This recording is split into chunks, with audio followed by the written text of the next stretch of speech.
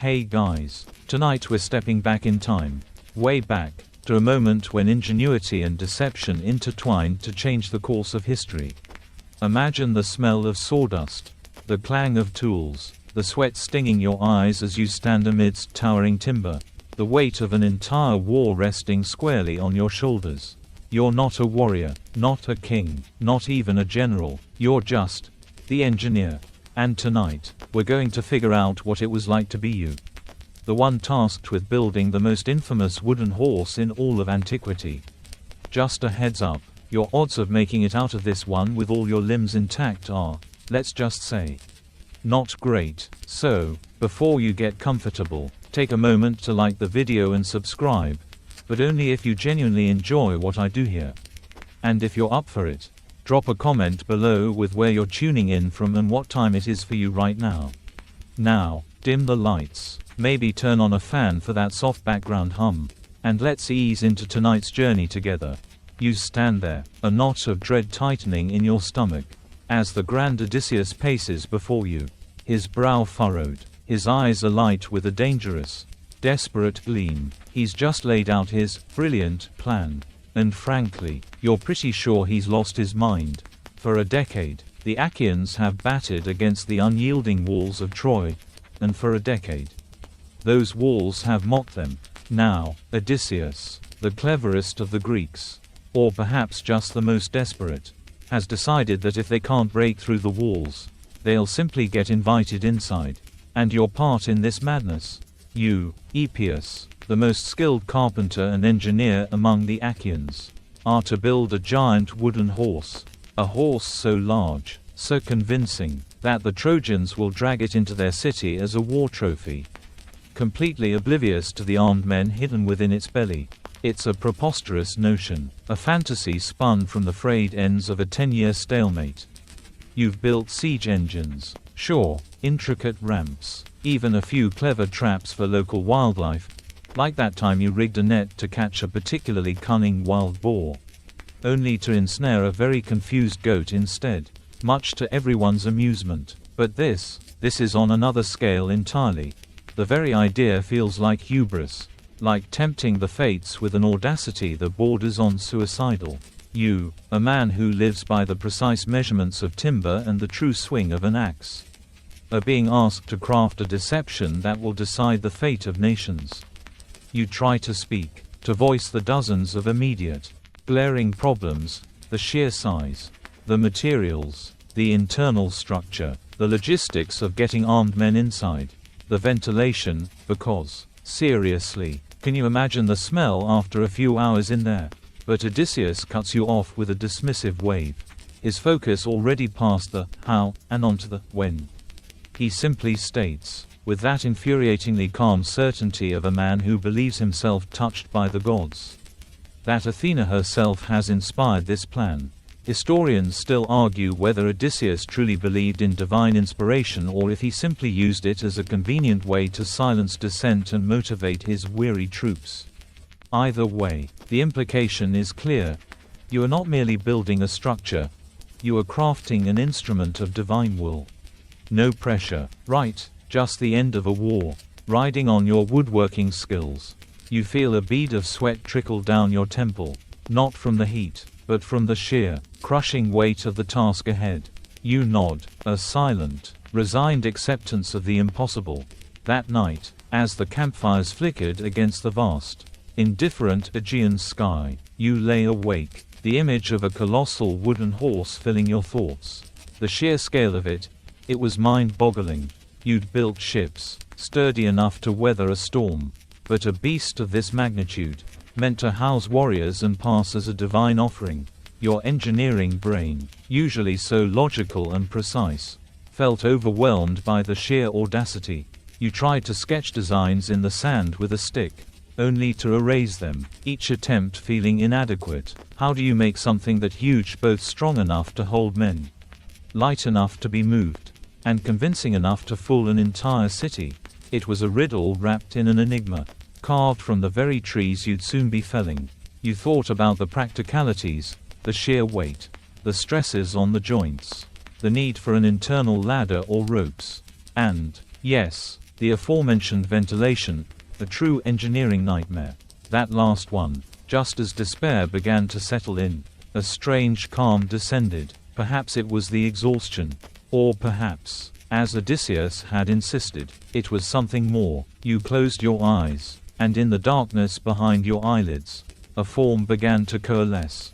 It wasn't a blueprint, not precisely, but a shimmering, almost ethereal outline. A horse. Yes, but one of such majestic proportions. So perfectly proportioned, that it looked less like a crude war machine and more like a work of art. A sacred idol, the internal structure, the ramp for the men, even the clever locking mechanism for the belly door, it all seemed to unfold before you. Not as a series of complex problems, but as a single, elegant solution. It was a vision, clear as day, touched with something beyond mortal understanding. Perhaps it was Athena, lending her divine wisdom to a bewildered mortal. Or maybe, just maybe, your subconscious, pushed to its absolute limit, had simply reached a breakthrough. You know how it is when you're utterly stumped on a problem. You walk away, clear your head, and suddenly, boom, the answer just clicks. Yeah, it was a bit like that, but with a lot more dramatic lighting and a sense of profound awe. You scrambled upright, grabbing a charcoal stick and a smooth piece of salvaged wood. The details flooded your mind, faster than you could draw them. The segmented construction, allowing for parts to be built separately and then assembled. The hollowed-out interior, surprisingly spacious yet deceptively strong. The cleverly hidden latch, accessible only from the inside. You even considered how the tail might be fashioned from actual horsehair. Or perhaps rope, to give it that extra touch of realism. The scale, the materials, the structural integrity, it all began to fall into place. The horse wasn't just a container, it was a Trojan horse, designed specifically to breach their defenses. Almost a living, breathing entity. Historians still argue whether the idea of a hollow horse was a wholly original concept from Odysseus or if it was inspired by earlier siege tactics that involved large, mobile shelters. Either way, the execution was all yours now. The sun began to peek over the horizon, painting the sky in hues of rose and gold. As you finished your frantic sketching, the wood was covered in lines and curves, measurements and notes, a tangible representation of the vision that had gripped you. This wasn't just a dream, it was a plan. A terrifying, exhilarating, utterly insane plan. But for the first time since Odysseus had dropped this bomb on you, you felt a flicker of something beyond despair, purpose. You, Epius, the humble engineer, were about to build history. And you knew, with a certainty that chilled you to the bone, that this wasn't just about constructing a wooden beast. It was about creating a legend. You couldn't help but wonder if the Trojans, in their celebrations, would notice the faint scent of fresh pine, an anachronism among the dust and stone of their ancient city. Probably not, blinded as they would be by victory. With the sun now fully above the horizon, painting the sky with the promise of a new day, you folded your charcoal-smeared wooden tablet, a fresh surge of determination replacing the dread of the previous night. The impossible now seemed merely, exceedingly difficult. Your first immediate hurdle was, of course, the timber. Not just any timber, either. This behemoth would require the largest, straightest, and most resilient trees you could find. Oak, perhaps, or sturdy pine. Something that could withstand not only the internal stresses of its own weight and the weight of armed men, but also the inevitable jostling and dragging it would endure. You needed not just a few logs, but a small forest. And the Trojan plain, ravaged by a decade of war, wasn't exactly overflowing with prime lumber. Most of the easily accessible, suitable trees had long since been felled for ships, siege towers, or even firewood for the endless campfires. Your mind immediately turned to the slopes of Mount Ida. It was a good distance, requiring secure escort parties, but its ancient forests were renowned for their colossal firs and pines. Trees that had stood for centuries, their trunks thick and straight as columns. Getting them out, however, would be an epic task in itself. You'd need teams of the strongest axemen, skilled sawyers, And oxen, lots of oxen, to drag those behemoths down the mountain and across the plain. It would be slow, dangerous work, exposed to potential Trojan patrols. But there was no other choice. This wasn't some quick weekend DIY project. This was a strategic resource acquisition mission. Fraught with peril, it was like trying to source enough lumber for a small village. Only you had to do it in enemy territory, under the constant threat of attack. You probably wouldn't find it on Amazon Prime. That's for sure. Next on the list was the secret location. You couldn't exactly build a giant wooden horse in the middle of the Greek camp. It would instantly give away the entire ruse. You needed a secluded spot, hidden from Trojan scouts and spies, but close enough to the main camp for logistical support. Your eyes scanned the coastline. Many of the small coves and inlets had already been used for landing ships or temporary shelters. But there was one particular spot, known mostly to fishermen and a few adventurous foragers. A narrow, winding inlet tucked between two rocky outcrops. It was accessible only by sea or by a difficult, winding path through dense scrubland. The entrance was narrow, easy to guard, and once inside, the high cliffs would hide your activities from prying eyes on the Trojan walls. Which, let's be honest, probably had better things to do than scrutinize every rock. But you couldn't take chances. You took a small contingent of trusted men, a few carpenters, a couple of scouts, and some armed guards, and stealthily made your way there. The inlet was perfect. The small beach offered a place to land timber rafts, and the surrounding terrain provided natural concealment. It was damp, a bit buggy, and smelled faintly of brine and damp earth. But it was yours, your secret shipyard, your clandestine workshop. You immediately set your men to clearing a small area, creating a rudimentary shelter for tools, and building a makeshift ramp for dragging logs ashore. This covert operation was as critical as the construction itself. Historians still argue whether the Greeks truly managed to conceal the entire operation or if the Trojans, perhaps swayed by earlier Greek attempts at peace or simple war weariness, simply chose to ignore the mounting evidence of unusual activity. For you, though, the secrecy was paramount. Every creak of a saw, every clang of a hammer, felt amplified in the quiet, isolated cove. A potential betrayer. The pressure was already immense. And you hadn't even cut the first tree yet. The first axe stroke against the towering trunk of a fir tree on Mount Ida felt less like a beginning and more like a violent assertion of will against nature. You stood there, among a dozen of the strongest, most experienced woodsmen from the Greek camp. Their faces grim, their muscles straining. The air was thick with the scent of pine and sweat, punctuated by the rhythmic thud of axes biting deep into wood. These weren't your usual campfire logs, these were ancient giants, their bark scarred by centuries of wind and sun. Felling them was a monumental task, a dance of precision and brute force. Each swing had to be perfectly placed, each wedge expertly driven, to guide the massive timber to fall exactly where you needed it, minimizing splintering and avoiding a catastrophic collapse down the steep slopes. You supervised every cut, every shouted command. There was a unique satisfaction, even amidst the grinding effort, in seeing a plan begin to manifest in physical form. You watched as the men, their axes gleaming, systematically carved a V-shaped notch into one side of the trunk. Then began the back cut, slowly but surely severing the sinews of wood that held the giant upright. The work was slow, dangerous, and utterly exhausting. One misplaced swing, one miscalculated angle, and a tree could kick back, crush a man, or simply fall in the wrong direction, rendering it useless for your precise requirements. It was a reminder that even divine inspiration needed a very human, very sweaty, and very practical hand to bring it to life. This wasn't like building a miniature model with perfectly pre-cut pieces. It was more like trying to sculpt a monument out of a living mountain. As the days turned into weeks, the rhythm of the work became ingrained.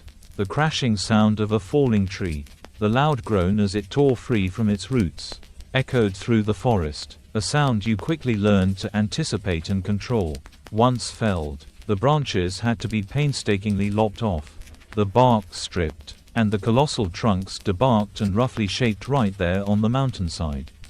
You needed to reduce their weight for transport, but not so much that they lost their structural integrity.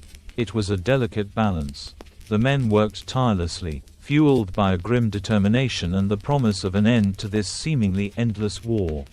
You even noticed a quirky habit among some of the older lumberjacks.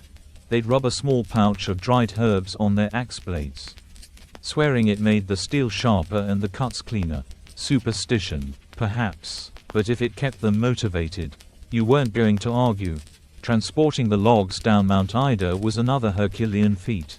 You devised a system of sturdy ropes and levers, slowly inching the massive timbers down the treacherous slopes, often using gravity to your advantage, albeit carefully controlled. Then came the long, arduous haul across the plains to your secret cove.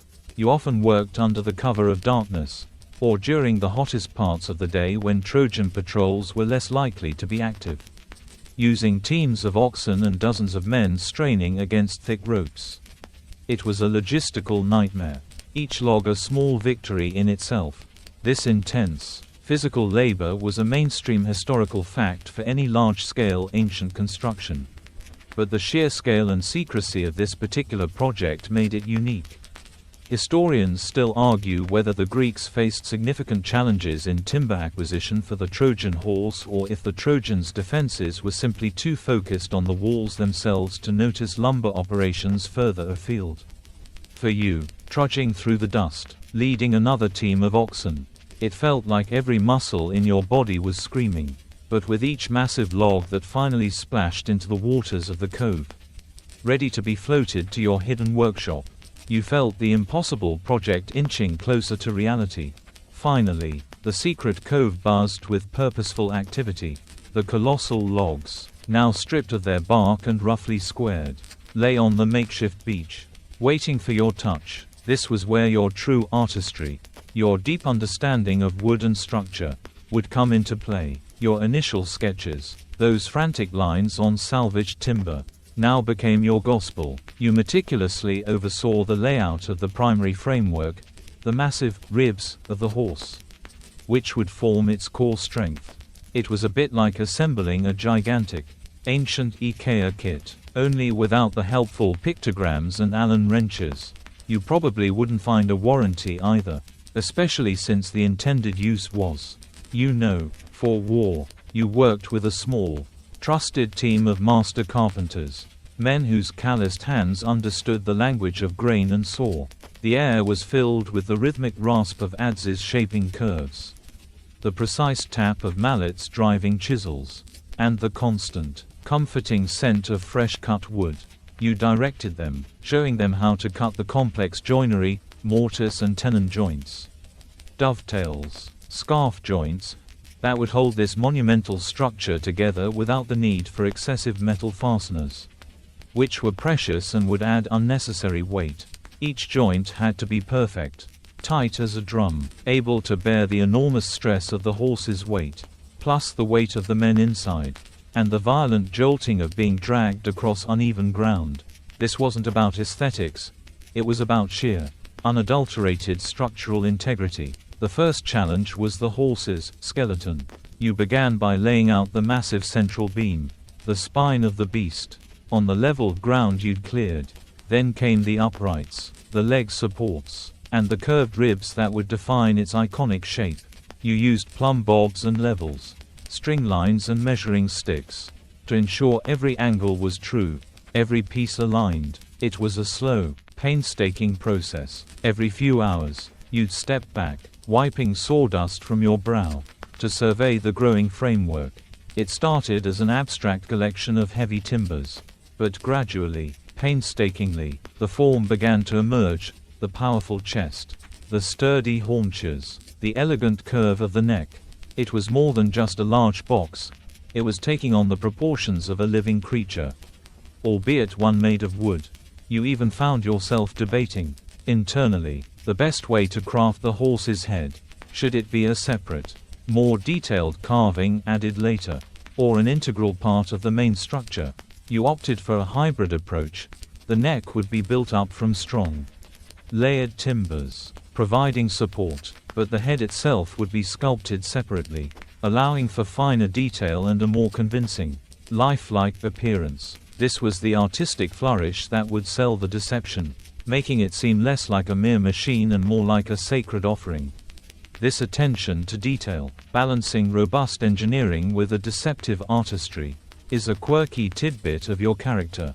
Historians still argue whether the Trojan horse was truly a marvel of engineering for its time or if its success relied more on psychological manipulation and the Trojans' own hubris. For you, in that moment, all that mattered was that it worked. And to make it work, it had to look the part. You knew, deep down, that a shoddy, unconvincing horse would blow the entire operation.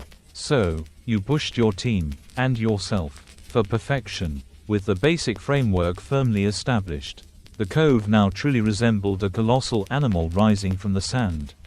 Its skeletal form silhouetted against the morning sun. The sight was, in a strange way, both awe-inspiring and deeply unsettling. As the massive timbers were joined and secured, piece by piece, you began to visualize the completed structure, not just as a collection of wood, but as a silent, wooden beast, poised to deliver death. This was the point where the engineering started to feel less like a craft and more like a moral tightrope walk. You were creating something beautiful. Yes, a testament to human ingenuity, but its ultimate purpose was one of cunning and destruction. It was a bit like admiring the intricate gears of a clock, knowing it was counting down to something explosive. You oversaw the meticulous fitting of the internal bracing, the crossbeams, and the sturdy floorboards that would support the weight of the chosen warriors. Every joint was reinforced with sturdy wooden pegs, driven in with powerful blows, creating a structure that groaned under the stress of its own weight but held true.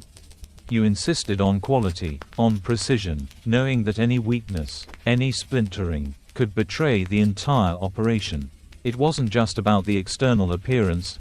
The inside had to be robust enough to withstand the jostling, the nervous movements of men in the dark, and the eventual egress through the hidden hatch. You even tested a few sections, having your strongest men jump and stomp on them, just to be absolutely sure. As the horse's outer shell began to take shape, fashioned from carefully curved planks fitted together with surprising tightness, you found yourself grappling with the ethical implications of your work. You were a builder, a creator. Your hands typically brought forth structures that offered shelter, transport, or tools for honest labor. Now, you were crafting a monumental lie. This wasn't a fair fight. It was a deception designed to exploit the Trojans' piety and their likely celebratory blindness. Would the gods truly favor such trickery? Historians still argue whether ancient Greek notions of warfare explicitly condoned or condemned such extensive deception, often pointing to figures like Odysseus as embodiments of both cunning and heroism. For you, the engineer, the lines felt a little blurry. Sometimes, in the quiet of the night, when the only sounds were the gentle lapping of waves against the shore and the distant calls of night birds, you'd walk around the half-finished horse.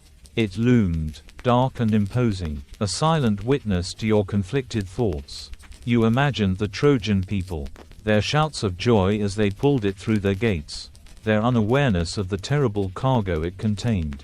It was a strange sensation, this intimate knowledge of a future catastrophe you were personally enabling. You even found yourself wondering if, centuries from now, anyone would even remember your name, Epius, the man who built it. Or if you'd simply be a footnote to the cunning of Odysseus. Probably just a footnote. It's always the generals who get the glory, isn't it? Still, the work pressed on, driven by the relentless ticking clock of the war, and the growing sense that this grand deception, whatever its moral cost, was the only path left to victory. With the horse's skeletal frame largely complete and its outer shell beginning to encase the hollow interior, your focus shifted to the critical, most ingenious part of the design, the hidden compartment and its secret mechanism. This wasn't just about making a big wooden horse. It was about making a big wooden horse with a very discreet entrance and exit plan. The entire ruse depended on the men inside being able to deploy swiftly and silently once the horse was safely within Troy's walls. This was your moment to truly shine as an engineer, to prove that your cleverness extended beyond mere carpentry. You had envisioned a section of the horse's belly, specifically designed to function as a retractable door. It couldn't be obvious. No visible hinges. No protruding handles. Nothing that would betray its true purpose to a casual observer, especially to an excited Trojan soldier dragging it through their city gates. You opted for a system of internal levers and a cleverly concealed locking mechanism. Imagine a sort of wooden puzzle, where the pieces fit together so snugly they appear to be one continuous surface. The door itself was crafted from several planks, seamlessly matched to the surrounding skin of the horse, following the natural curve of its belly. The true marvel was the internal release. You designed a series of sturdy wooden pins and latches that, when triggered by a specific sequence of movements from within, would retract into the main structure, allowing the section of the belly to swing inwards, creating an opening large enough for a man to climb through. It was a bit like an ancient, wooden escape hatch, engineered with surprising precision. You even built a small, experimental prototype of the mechanism first, testing it repeatedly in the shadowy confines of the cove, making sure it operated smoothly and, most importantly, silently. The last thing you wanted was a loud thunk alerting any sleepy Trojan guards in the dead of night. This intricate mechanism was a testament to your problem-solving skills under immense pressure. You had to account for swelling and shrinking of the wood due to changes in humidity, the jostling of transport, and the sheer tension of the moment it would need to be deployed. You decided on a simple, robust design for the internal handle, a strong wooden bar that could be pushed or pulled with leverage, rather than a delicate knob or lever that might break. This blend of simple materials and complex, hidden functionality was a hallmark of cunning ancient engineering. Historians still argue about the precise design of the Trojan horse's opening mechanism, some suggesting a ramp, others a hinged door, but the core concept of a hidden access point remains. For you, it was about creating a system so intuitive, so reliable, that even in the panicked darkness inside the horse, the men could open it without a hitch. You even added a small, almost invisible ledge just inside the opening, a sort of handhold for the men to brace themselves on as they exited. Every single detail, no matter how minor, was meticulously considered, knowing that the smallest flaw could doom the entire enterprise. It felt like you were building a massive, wooden version of a magician's trick, where the audience is completely focused on the grand illusion while the secret workings remain entirely unseen. And like any good magic trick, the true genius lay in its perfect concealment. As the hidden compartment was perfected, your attention, and the tireless work of your crew, turned to the horse's external visage. This wasn't merely about constructing a functional war machine, it was about crafting a convincing illusion. A sacred offering. The details were paramount. You needed to make this colossal wooden beast appear not as a crude, hastily built contraption, but as a masterpiece, something worthy of being dedicated to Athena, something that would soothe Trojan suspicions and ignite their celebratory fervor. The head, in particular, demanded meticulous artistry. You'd already decided to sculpt it separately, allowing for finer details than could be achieved by simply integrating it into the main frame. You selected the finest, most unblemished piece of timber you had, a large block of well-seasoned cypress, with chisels of varying sizes, mallets, and an almost obsessive attention to anatomical accuracy. You began to carve. You shaped the proud arch of the neck, the delicate curve of the muzzle, the flaring nostrils, and the intelligent, watchful eyes. You even considered adding some sort of pupils, perhaps made of dark obsidian or polished bronze, to give them a lifelike gleam. This was less engineering and more sculpture, a blending of your practical skills with a surprising artistic flair. You found yourself meticulously sanding the wood, almost caressing it, smoothing out every rough edge, every chisel mark, until the surface was as smooth as polished stone. Then came the mane and tail. You debated several options. Some suggested painting them on, but you knew that wouldn't have the desired effect. Others thought about using carved wood, but it would look stiff and unnatural. You finally settled on using actual horsehair, or at least a suitable substitute. Perhaps dyed ropes unraveled and teased out to mimic the texture. You even managed to acquire some genuine horsehair from the Greek cavalry's discarded brushes, which was a surprisingly effective, if slightly smelly, solution. It was a small detail, but one that would add immeasurable realism, making the horse seem almost alive, a true tribute rather than a mere effigy. Think of it like adding realistic fur to a taxidermy animal. It makes all the difference. You oversaw the fitting of the horse's legs, ensuring they were sturdy and proportioned correctly, giving the illusion of a creature standing ready, not just a static block of wood. You had them carved with subtle musculature, a hint of the power a real horse would possess. You even fashioned small, almost imperceptible wooden hooves, capped with what little scrap bronze you could spare, to give them a more finished look. This wasn't strictly necessary for the horse's function, but it added to the overall illusion of a grand, reverent offering. This attention to such seemingly minor aesthetic details is a quirky tidbit about the project. Historians still argue about how much effort was truly put into the horse's aesthetic details versus its structural integrity. But for you, it was clear, if it didn't look the part, the whole plan was dead in the water. Every curve, every line, every textural element was designed to convey majesty, to inspire awe, and most importantly, to disarm suspicion. You were, after all, building the world's most impressive Trojan horse. With the horse's form now complete, its intricate details carved and polished, the final, crucial stage of the deception began, the public announcement and the crafting of its sacred purpose. This wasn't a matter of carpentry anymore, but of psychological warfare, of weaving a story so compelling that the Trojans would embrace their own downfall. You stood beside Odysseus and a handful of the other Greek leaders as the plan was unveiled to the wider Achaean army. The warriors, initially skeptical, quickly caught on to the audacious brilliance, or utter madness, of it all. There was a palpable shift in the camp's atmosphere, from weary resignation to a nervous, almost giddy anticipation. The story they spun was simple, yet potent, designed to resonate with Trojan piety. The horse, they declared, was a votive offering to Athena, a propitiation for the perceived sacrilege of having stolen the Palladium, the sacred statue of Athena, from Troy. It was too large to fit through the city gates, deliberately so, implying that if the Trojans were to destroy it, they would invite the goddess's wrath upon themselves. If they brought it inside, however, it would guarantee her favor, protecting their city for all time. It was a brilliant piece of psychological manipulation, turning their own religious beliefs against them. This kind of religious subterfuge was a common tactic in ancient warfare, leveraging cultural beliefs for strategic advantage. You watched as the orators, men like Sinon, practiced their lines, perfecting their tone of feigned defection and earnest piety. To further sell the illusion, the Greeks began a staged retreat.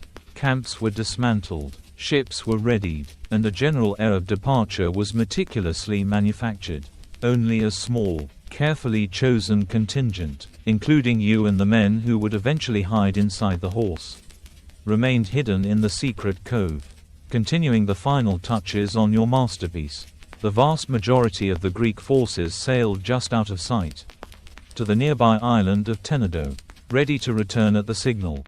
It was an elaborate play, a grand performance designed to convince the Trojans that the decade-long siege had finally ended, that the Greeks had given up. You even helped devise small, sacred carvings to adorn the horse's flanks. Stylized images of owls, Athena's sacred bird, and olive branches. These weren't elaborate, but they were sufficient to reinforce the narrative of a religious offering. You thought it a cheeky detail, knowing full well the true offering inside was anything but peaceful. It was almost comical, really, how easily a well-spun tale could blind even the most vigilant. Historians still argue about whether the Trojans genuinely fell for the religious narrative or if a combination of war weariness and internal political factions simply made them want to believe the Greeks were gone. Either way, the public deception was taking hold. The stage was set, the actors were in place, and your wooden colossus stood ready, a silent monument to a lie. The air, usually filled with the sounds of battle, was now eerily quiet, broken only by the distant cries of gulls and the faint, unsettling whisper of the sea. The day finally arrived, shrouded in a strange, heavy silence. The Greek camp, once a bustling hive of activity, was now eerily quiet, save for the few of you remaining in the cove. The last planks were being carefully fitted onto the horse's belly, sealing the hidden compartment. Each hammer blow, muffled and deliberate, felt like a heartbeat, counting down to the inevitable. You personally oversaw the tightening of the final pegs, feeling the sturdy wood settle into place. The horse, now completely encased, stood bathed in the pale morning light, a magnificent, deceptive monument. It was truly a sight to behold. Towering above you, its carved features serene and imposing. There was a palpable tension in the air, a mixture of grim determination and barely suppressed anxiety. The warriors who would comprise the hidden cargo began to arrive in small, silent groups. They were the elite, the bravest, hand-picked for this most dangerous of missions. Men like Odysseus himself, brave Menelaus, and the fierce Diomedes. Their faces etched with a mixture of resolve and the weight of what lay ahead. They spoke in hushed tones, their armor clinking softly as they gathered their few provisions for the long, cramped wait inside. You couldn't help but feel a pang of empathy for them. Their courage was immense. Putting their lives entirely in the hands of your craftsmanship. It was one thing to build something, quite another to trust your life to it. The final assembly involved securing the head and tail, ensuring they were firmly attached and presented a seamless, lifelike appearance. You checked the alignment of the legs, the curve of the body, every detail that would contribute to the illusion. You even ran your hand along the smooth, sanded wood, almost as if to reassure yourself of its solidity, its readiness for the monumental task ahead. The smell of fresh pine was still strong, mingled now with the faint scent of nervous sweat from the warriors gathered nearby. You even noticed one of the younger soldiers meticulously sharpening his short sword, his gaze fixed on the horse, as if trying to gauge its inner workings. This intense, focused work, driven by the urgency of the moment, was a testament to the culmination of weeks of relentless effort. The sheer scale of the project, built entirely with rudimentary tools and sheer human will, was a mainstream historical fact, showcasing the impressive engineering capabilities of the ancient world. You thought about the stories that would be told. Assuming this audacious plan worked, would they speak of your skill, Epius, or only of Odysseus's cunning? Probably the latter. Let's be honest. Historians still argue whether the construction timeline for such a massive structure was truly feasible in the short period often described in the epics. But here you were, putting the finishing touches on it. The sun was now climbing higher, casting longer shadows. Soon, the signal would be given. Soon, the other Greeks would be gone. And soon, the fate of Troy would rest entirely on the strength of your wood and the cunning of the men it held. The air crackled with anticipation, a silent countdown to the grand deception. The final, hushed moments before the grand deception were perhaps the most nerve-wracking.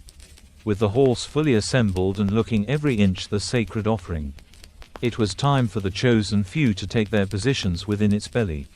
You stood by the hidden hatch, a lamp casting dancing shadows on your face, directing each warrior as they ascended. It was a precise operation, managed with quiet efficiency. One by one, the elite soldiers, their armor muffled with cloth to prevent telltale clinks, climbed the sturdy wooden ladder you'd built inside. Odysseus was first, his gaze resolute, a quick nod acknowledging your craftsmanship. Then came the others, famous names from epic tales: Menelaus, fierce and grim; Diomedes, stoic and ready; and many more, each one a seasoned veteran. accustomed to facing danger, but perhaps not quite like this. As they entered the dark, cramped interior, you offered last-minute instructions, whispered warnings about remaining absolutely silent, about the hidden latch, about conserving air. You felt the weight of their trust, the immense responsibility for their lives resting on the strength of your construction. You could hear their heavy breathing, the soft rustle of their tunics, the faint scent of their sweat and the metallic tang of their bronze. It was a strange, almost intimate moment, sharing this confined space with men who would soon be unleashed as instruments of war. You could almost feel the tension radiating from them, a coiled spring ready to release. It was a bit like packing a very dangerous, very uncomfortable sardine can, where the sardines were all armed to the teeth. Once all the men were inside, a surprisingly large number, packed tightly but with enough room to maneuver, you prepared to seal them in. You checked the hidden latch one last time, ensuring it was free of obstruction, ready for them to operate from the inside. You pressed your ear against the rough planks, listening for any sounds of discomfort or unease. But all was quiet. They were professionals, disciplined and focused. The last man out, a trusted carpenter, gave you a final nod. And then you began to carefully close the hidden section of the horse's belly. The planks slid into place, a perfect fit, blending seamlessly with the surrounding wood. From the outside, there was no sign of the opening, no hint of the living cargo within. The sun was now fully up, warming the air. You wiped the sweat from your brow, feeling a strange mix of relief and profound anxiety. Your part in the construction was essentially complete. The horse stood ready, a silent, imposing figure on the desolate plain where the Greek camp once stood. The vast emptiness around it only served to highlight its solitary, monumental presence. This elaborate infiltration method, reliant on both cunning and incredible engineering, became a mainstream historical fact, central to the enduring legend of Troy. Historians still argue whether the number of men hidden inside the horse, often cited as 50 or more, was physically feasible given the estimated dimensions of the structure. But for you, ensuring every man was in and the hatch was secure was the only reality that mattered.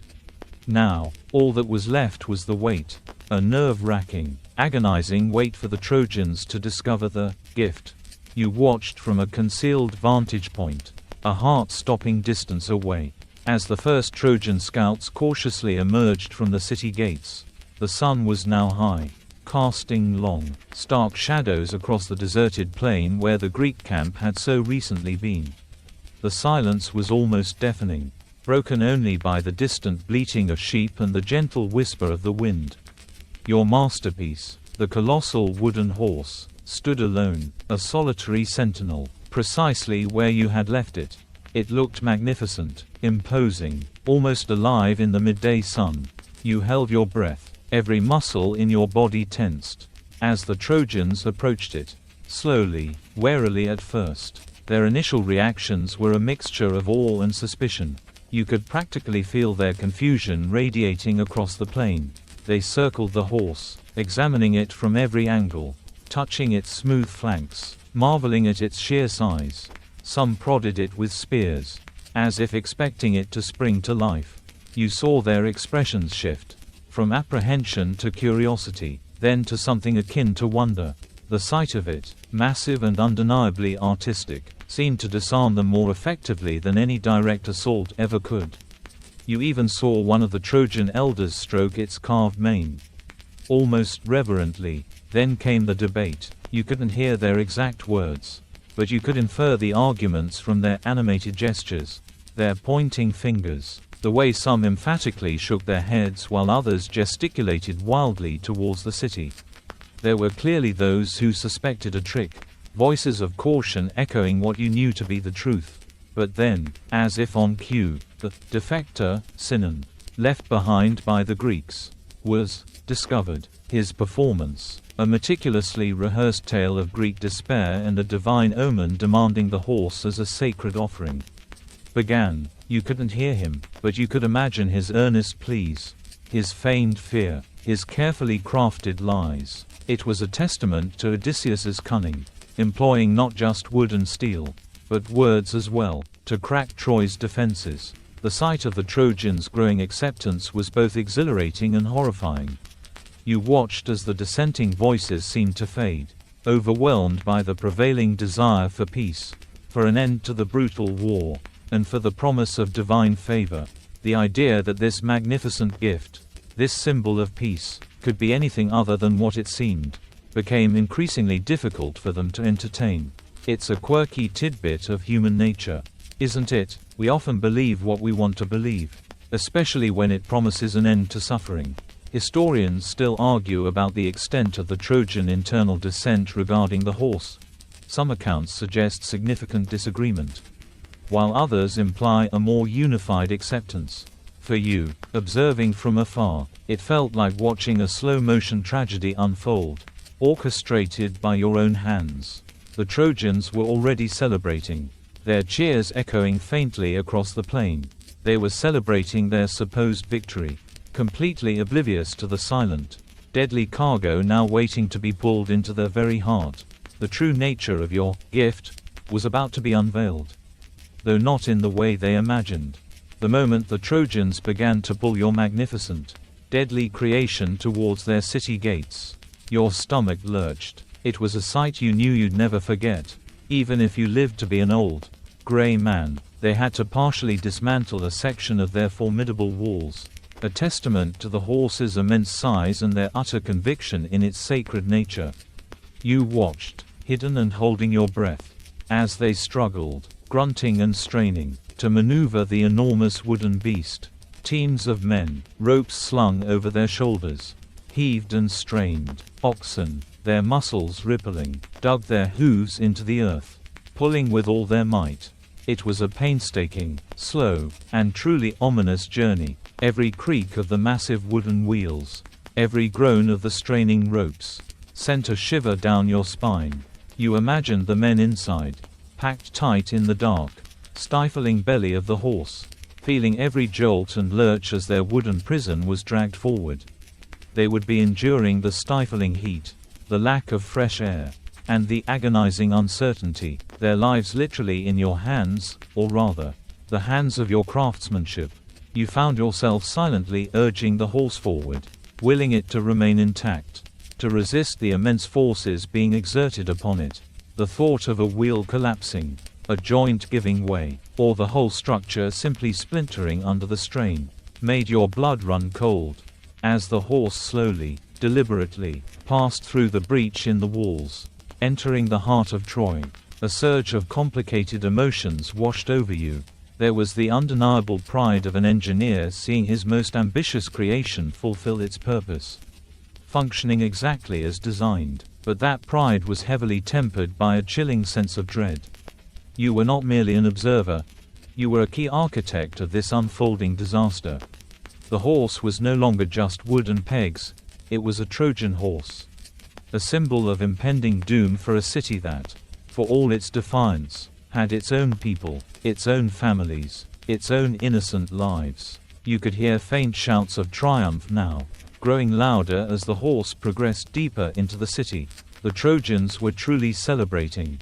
You imagined the revelry, the feasting, the feeling of relief after a decade of war, all of it built upon the deception you had crafted. It was a perverse victory parade, and your masterpiece was the unwilling guest of honor. This method of infiltration, relying on an enemy's internal actions rather than direct assault, is a fascinating quirky tidbit of military history, showcasing how psychological warfare can be as potent as physical force. Historians still argue whether the Trojans truly celebrated the horse as a sacred offering or if some among them, like the priest Laocoon, had genuine, unheeded warnings about its true nature. For you, all that mattered was that the horse was in. The silent predator had entered its prey's lair. The wait, the building, the secrecy, it had all led to this slow, deliberate march into the enemy's heart. As twilight began to paint the sky in hues of deep violet and bruised orange, you made your way, carefully and stealthily, closer to the city walls. The sounds of revelry from within Troy grew louder now, a cacophony of joyful shouts, drunken laughter, and the distant, rhythmic beat of drums. They were celebrating the victory, their supposed end to the long, grinding war. You imagined the horse, your creation, sitting innocuously in the city square or within a temple precinct, a silent guest at its own macabre party. Inside, the chosen few would be enduring an agonizing wait, packed tightly, unable to move, unable to speak, forced to listen to the very celebrations that marked their impending triumph. Night falls, and with it, a heavy, expectant silence slowly descends upon the city. The celebrations, after hours of boisterous merriment, gradually die down, one by one. The lights inside Troy's walls wink out. The drumming ceases. The shouts fade to a murmur, then to a profound quiet, broken only by the occasional distant bark of a dog or the soft rustle of the night wind through the olive trees. The city sleeps, a deep, unsuspecting slumber born of relief and exhaustion. This profound quiet, after the day's chaos, must have been an almost unbearable strain for the men hidden within the horse. Every minute stretching into an eternity. You, too, wait in the darkness, concealed among the rocks and sparse vegetation outside the breached wall.